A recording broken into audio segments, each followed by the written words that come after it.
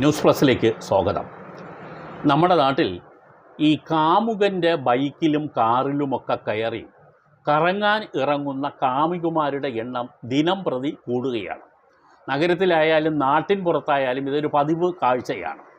ഇപ്പോൾ കൊച്ചിയിലൊക്കെ ആണെങ്കിൽ ഈ കാമുകനും കാമുകിക്കും കൂടി ഒറ്റയ്ക്ക് ഇങ്ങനെ രണ്ടുപേരുമായിട്ട് ഇങ്ങനെ നടക്കുമ്പോൾ അവർക്ക് തോളിൽ കൈയിട്ടുകൊണ്ട് നടന്നാലേ അവർക്ക് തൃപ്തി വരൂ. അതൊന്നും ഇപ്പോൾ ഒരു വലിയ കാഴ്ചയായിട്ട് പറയാനില്ല, ഒരു സാധാരണ കാഴ്ചയായി മാറിയിരിക്കുകയാണ്. ആരെയും കുറ്റം പറയുകയല്ല, പക്ഷേ കാണുന്ന വാസ്തവങ്ങൾ അങ്ങനെയൊക്കെയാണ്.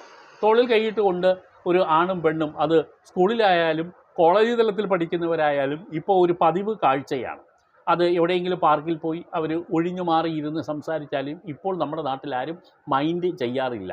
പഴയ കാലത്താണെങ്കിൽ ഒരു കാമുകനും കാമുകിയും കൂടെ ഒരുമിച്ചൊരു റോഡിൽ നിന്ന് സംസാരിക്കാൻ പേടിയാണ്. നാട്ടുകാർ കണ്ടാൽ അത് നാട്ടിലാകപ്പാട്ടാണ്. അതുകൊണ്ട് ഒളിവിലാണ് പലരും കത്തുകൾ കൈമാറുന്നതും സംസാരിക്കുന്നതുമൊക്കെ. ഇപ്പോൾ അങ്ങനെയൊന്നുമല്ല. മൊബൈലിൻ്റെ വരവോടുകൂടി പ്രേമത്തിൻ്റെ എണ്ണം വളരെയധികം വർദ്ധിച്ചിട്ടുണ്ട്.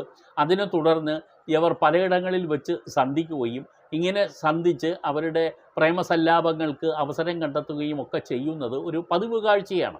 അത് പറഞ്ഞാൽ ഒരുപാട് പറയാനുണ്ട്. പക്ഷേ ഇപ്പോൾ പറയുന്നത്, ഇങ്ങനെ കറങ്ങാൻ ഇറങ്ങുമ്പോൾ കാമുകനെ സംബന്ധിച്ചിടത്തോളം കാമുകിയെ ചില കാര്യങ്ങൾ ബോധ്യപ്പെടുത്താനുണ്ട്. അത് ഈ ബൈക്ക് യാത്രയിലും കാറിലാണെങ്കിൽ കാർ യാത്രയിലുമൊക്കെ കാമുകിയെ ബോധ്യപ്പെടുത്താൻ. താൻ ഡ്രൈവിംഗ് എക്സ്പെർട്ടാണ്, തൻ്റെ ഡ്രൈവിംഗ് എന്ന് പറഞ്ഞാൽ ഹരം കൊള്ളിക്കുന്നതാണ്. കാരണം ചെത്തിയാണ് പോവുക, നാടൻ ഭാഷയിൽ പറഞ്ഞാൽ. കാമുകിയെയും പറയിൽ ഇരുത്തി അടിച്ചു പാഞ്ഞു പോകുന്നത് കണ്ടാൽ കാണുന്നവരൊക്കെ തന്നെ അയ്യോ അന്തം വിട്ട് നോക്കി നിന്നു പോകും. പ്രാവുകയാണ് ചെയ്യുന്നത്. ഈ യാത്ര കണ്ടിട്ട് ആളുകൾ പേടിച്ച് പ്രാവുന്ന കാഴ്ച നമുക്ക് പലപ്പോഴും കാണാൻ ഇടയുണ്ട്. പക്ഷെ അതൊന്നും ഈ യുവാക്കളായ കാമുകന്മാരെ ബാധിക്കാറില്ല. ഇപ്പോൾ ഈ വിഷയം പറയാൻ കാരണം, കൊല്ലം മൈനാഗപ്പള്ളിയിൽ ഒരു കാറിൽ കാമുകനും കാമുകിയും കൂടെ യാത്ര ചെയ്തു പോകുന്നു. അവർ ചുമ്മാ പോയതല്ല, മദ്യലഹരിയിൽ തന്നെയാണ് പോയത്. ഒരു കൂട്ടുകാരൻ്റെ വീട്ടിൽ പോയി അവിടുത്തെ പാർട്ടിയിലൊക്കെ പങ്കെടുത്ത് നന്നായി മദ്യപിച്ചിട്ട് അവർ കാർ ഓടിച്ച് വരുമ്പോഴാണ് ഒരു പാവം സ്ത്രീ സ്കൂട്ടറിൽ പോകുന്നു. അവരെ ഇടിച്ചിട്ടതിന് ശേഷം വീണ്ടും നിർത്തരുത്, രക്ഷപ്പെട്ടോ, കയറ്റി ഇറക്ക് എന്ന് പിന്നിലിരുന്ന ഡോക്ടർ കൂടിയായ കാമുകി പറഞ്ഞു എന്നാണ് പറയുന്നത്. പിന്നിലിരുന്നു അല്ല, മുന്നിൽ തന്നെ ഇരുന്നു എന്ന് പറയേണ്ടി വരുന്നു. അതാണ് വാസ്തവം. രണ്ടുപേരും, ഒരാൾ കാമുകൻ മുമ്പിലും കാമുകി പറയിലും ഇരുന്ന് പോകാറില്ലല്ലോ. കാമുകൻ ഓടിക്കുന്നു, കാമുകി അടുത്തിരിക്കുന്നു. ഡോക്ടർ കൂടിയാണ്. ഇടിച്ചിട്ട് കഴിഞ്ഞപ്പോൾ നാട്ടുകാർ ഓടിക്കൂടണ കണ്ടതുകൊണ്ടാകാം കാമുകി പറയുന്നു, എടുത്തോ, നിർത്തരുത്, പൊക്കോ, ഇടിച്ചിട്ടോ അങ്ങ് പോകുക. ലഹരി കയറിപ്പോയാൽ പിന്നെ അന്തവും കുന്തവുമില്ല. കാമുകൻ അതുപോലെ തന്നെ കയറ്റി ഇറക്കി പാഞ്ഞു പോവുകയാണ്. പിന്നെ കാറ് പോകുന്നത് ഏതാണ്ട് 7-8 കിലോമീറ്റർ അവിടെയും ഇവിടെയും പാഞ്ഞു പലരെയും തട്ടിയിട്ടൊക്കെയാണ് ഇവർ പോകുന്നത്. എന്നിട്ട് രക്ഷപ്പെട്ടു എന്ന് പറയുന്നു. പക്ഷേ അവനെ പോലീസ് പൊക്കി. എന്തായാലും നിങ്ങൾ ആലോചിച്ച് നോക്കുക. ഇതാണ് നമ്മുടെ നാട്ടിലെ ഇപ്പോഴത്തെ പല കാഴ്ചകളും.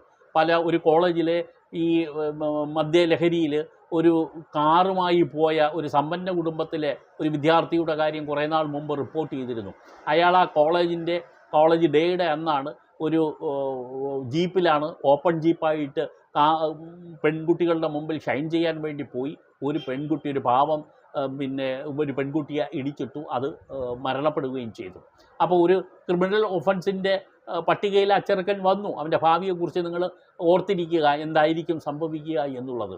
പക്ഷേ നമ്മുടെ നാട്ടിൽ ഇപ്പോൾ കാമുകനും കാമുകിയും ഒക്കെ അന്തവും കുന്തവും ഇല്ലാത്ത രീതിയിലേക്ക് അവർ ഈ നാടിനെയും റോഡിനെയും ഒക്കെ ഏറ്റെടുത്തതുപോലെയാണ് അവരുടെ പ്രവൃത്തികൾ.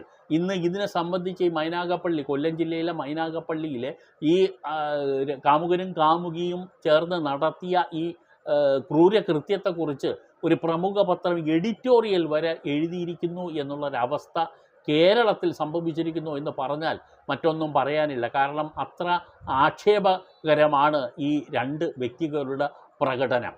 അപ്പോൾ ഇനി ആ ലേഡി ഡോക്ടറെ ജോലിയിൽ നിന്നും പിരിച്ചു വിട്ട് കഴിഞ്ഞു. കരുനാഗപ്പള്ളിയിൽ ഒരു ഹോസ്പിറ്റലിൽ അവർ വർക്ക് ചെയ്യുമായിരുന്നു. അവരുടെ ജോലിയിൽ നിന്നും അവരെ പിരിച്ചു വിട്ട് കഴിഞ്ഞു. ഇനി ഇവരെ സംബന്ധിച്ചിടത്തോളം ഇവരടുത്ത് ഏതെങ്കിലും ഒരു ഹോസ്പിറ്റലിൽ കയറുക തന്നെ ബുദ്ധിമുട്ടാണ്. രണ്ടുപേർക്കും നരഹത്യ തന്നെയാണ് അവരുടെ മേൽ ചുമത്തപ്പെട്ടിരിക്കുന്ന കുറ്റം എന്ന് മനസ്സിലാക്കുന്നു. അപ്പോൾ അതുകൊണ്ട് തന്നെ അർഹമായ ശിക്ഷ ഇവർക്ക് കിട്ടും, അല്ലെങ്കിൽ കിട്ടണം എന്നുള്ളതാണ് ഈ നാട്ടിലെ നല്ലത് ആഗ്രഹിക്കുന്ന എല്ലാവരുടെയും പ്രാർത്ഥന. ഇത് ഇനി ഒരിക്കലും നമ്മുടെ സംസ്ഥാനത്ത് സംഭവിക്കാതിരിക്കട്ടെ എന്ന് നമുക്ക് പ്രാർത്ഥിക്കാം. അല്ലാതെ നമുക്ക് എന്ത് ചെയ്യാൻ കഴിയും?